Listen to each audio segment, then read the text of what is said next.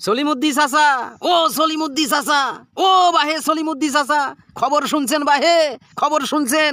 ওরে ভাইস্তে, দুনিয়ার যে কত মানুষ মরা যায়, কত মানুষের কবর হবার নাইছে, কাই মরিল ফিররে, কার কবর দেওয়া নাগিবে?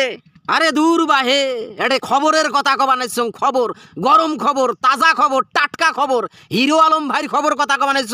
হিরো আলম ভাই তো ভাইরাল।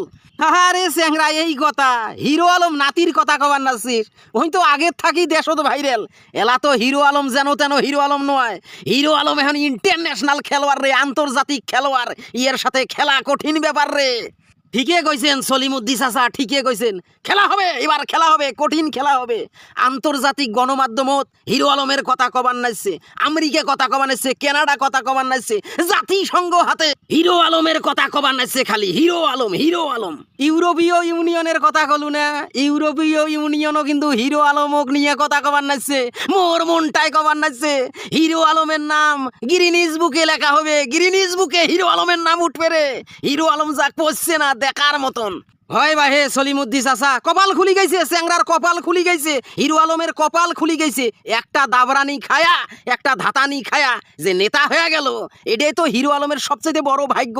কপাল খুলি গেছে স্যাংরার বাহে।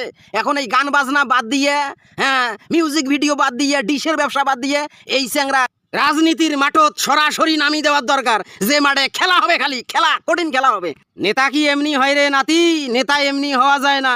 হয় দাবরানি খাওয়া নাগে, না হলে দাবরানি দেওয়া নাগে। পাতি নেতার থাকি কেমন করিয়া নেতা হয়, সেটা এখন সে হিরো আলম বুঝছে।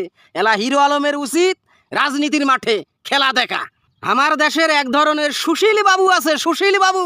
এই সুশীল বাবুরে কয় যে রাজনীতির মাঠে ভোটের দ্বারাই হিরো আলম টেকা কামাই করার জন্যে, ইউটিউবের টেকা কামাই করার জন্যে, ফেসবুকের টেকা কামাই করার জন্যে। হিরো আলমের বলে মেলা পেজ, মেলা চ্যানেল আছে, যার কারণে আমি বলে ভাইরাল হওয়ার জন্যে, টেকা কামাই করার জন্যে, হ্যাঁ, এই বারে বারে নির্বাচনের দ্বারাই। সুশীল বাবুরে কয়, কতটুক সত্য কথা গো সলিমুদ্দি চাচা? সমাজের এই সুশীল বাবুরা হইল সাপ্লায়ার, এলে হইল গণতন্ত্রের রুচির দুর্ভিক্ষ। এই গণতন্ত্রের রুচির দুর্ভিক্ষের কারণে এই সুশীল বাবুগুলার জন্ম হয়। এই সুশীল বাবুগুলার জন্ম হয়েছে, ওগুলার কথা কান দেওয়ার দরকার নাই। হিরো আলম তুমি এগিয়ে চলো, আমরা আছি তোমার পিছে, তোমার নাম গিনিস বুকে লেখা হবে।